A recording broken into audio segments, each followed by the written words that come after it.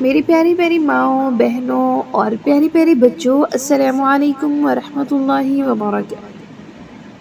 دیکھیے وہ کون سے سبب ہے، وہ کون سا راستہ ہے جس کی وجہ سے نا گناہ اللہ تعالیٰ معاف کرتے ہیں۔ کیا الحسنات ماحیت، کہ ہم جو نیک اعمال کرتے ہیں نا تو اس نیک اعمال کی وجہ سے اللہ تعالیٰ گناہوں کو معاف کر دیتے ہیں۔ چنانچہ قرآن مجید میں اللہ تبارک و تعالی ارشاد فرماتے ہیں سورہ ہود میں،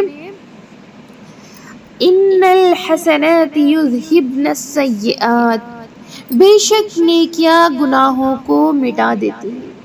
اس لیے ہمیں چاہیے کہ جتنی زیادہ نیکیاں کر سکے اتنی زیادہ نیکیاں کریں، گناہوں کی بخشش کا یہ ذریعہ بن سکتا ہے۔ مثال کے طور پر اگر کسی نے کوئی غیبت کی تو وہ اور یا کسی کو کوئی تکلیف پہنچائی، تو اگر اس نے اللہ سے توبہ کر لی تو اس کو چاہیے کہ اب اس زبان سے دین کی بات کرے، دین کے لوگوں کو دعوت دے، اور اسی زبان سے نا اچھے اچھے کام کرے، تاکہ اسی زبان سے جو ہمارے گناہ ہوئے تھے نا تو اسی زبان سے ہم اچھے اچھے کام کریں تو اللہ تعالیٰ ہمیں معاف کر دے اور ہمارے گناہوں کو کیا ہے ثواب میں بدل دے، ہمارے گناہوں کو اللہ تعالیٰ کیا ہے کہ نیکیوں میں بدل دے۔ تو معلوم ہوا اگر ہم نیکیاں زیادہ کریں گے تو اللہ رب العزت ہمارے گناہوں کو جلدی معاف فرما دیں گے۔ ایک بندہ ایک بندی یا بد نظری کرتا تھا، تو اگر اس نے سچی توبہ کر لی تو اب اسے چاہیے کہ وہ قرآن کی تلاوت کرے زیادہ سے زیادہ۔ جن نگاہوں سے جن نظروں سے وہ بد نظری کرتا تھا، یعنی غلط چیزیں دیکھتا تھا، انہی نگاہ سے انہی نظروں سے اب وہ اللہ تعالیٰ کا قرآن کریم پڑھے، قرآن کریم کی تلاوت کرے، اس کے الفاظوں پہ، اس کے معنی پہ، اس کی تجوید پہ، اس کے قواعد پہ غور کرے۔ انشاءاللہ اللہ تعالیٰ اس کے گناہوں کو معاف کر کے نیکیوں میں بدل دیں گے، ہے نا۔ دیکھیں جس طرح نیکیاں زیادہ کریں گے نا، دوڑ دوڑ کر نیکیاں کریں گے تو اللہ تعالیٰ آپ کے گناہوں کو معاف فرما دے گا۔ اور دستور ہے کہ جیسے ادھار کی کوئی چیز ہوتی ہے نا تو اس سے تھوڑی وقت میں زیادہ کام نکالنے کی کوشش کرتے ہیں۔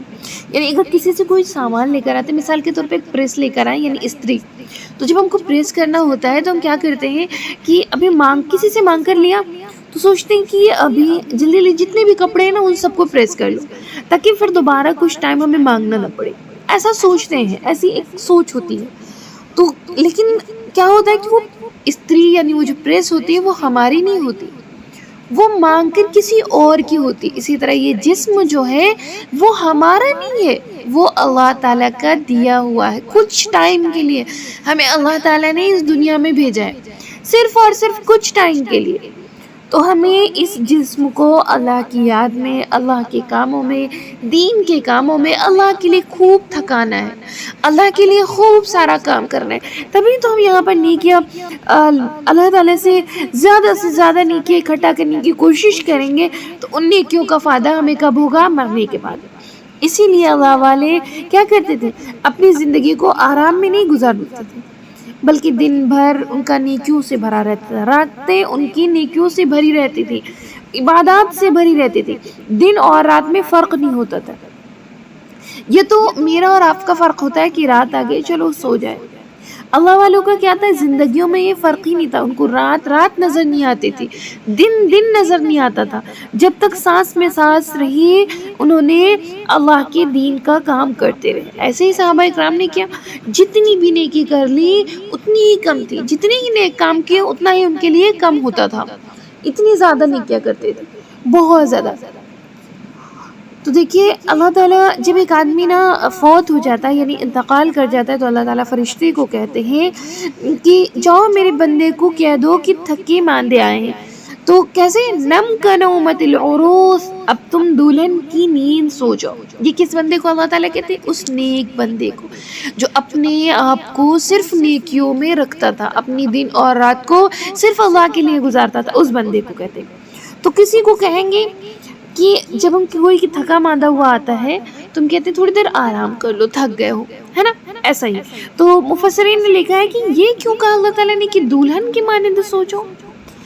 تو दुल्हन के बाद यानी जब दुल्हन क्या होती है कि एकदम थक जाती है, परेशान हो जाती है, पूरा दिन बैठे बैठे, उससे एक दिन पहले बैठे बैठे, तो फिर वो आके अगर अपने रूम में सो भी जाए तो उसको कोई नहीं जगाता, सिवाय उसके हस्बैंड के, सिवाय उसके शौहर के, कोई उसको नहीं जगाता, कोई उसको परेशान नहीं करता कि चलो थकी हुई है बेचारे सो जाए।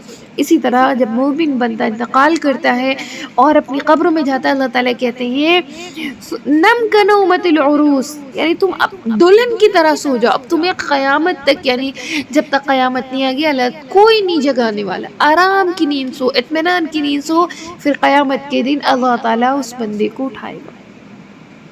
तो देखिए कितना अच्छा है ना कि जो अपनी ज़िंदगी को अपनी अल्लाह के तौर तरीक़े पर ढाल ले, दीन के तौर तरीक़े पर ढाल ले, और दीन में अपनी ज़िंदगियों को ख़त्म करे, अल्लाह ताला उसको एक दुल्हन की नींद कब्र में सुलाएगा। तो अल्लाह ताला हम सबको अपनी ज़िंदगियों को अल्लाह के रास्ते में क़ुरबान करने वाला बनाए। अल्लाह ताला हम सबको अपने लिए क़ुरबान होने वाला बनाए। अल्लाह ताला हम सबको कबूल कर ले। अल्लाह ताला हम सब के गुनाहों को माफ़ फरमाए। आमीन सुम्मा आमीन। अस्सलामु अलैकुम व रहमतुल्लाहि व बरकातहू।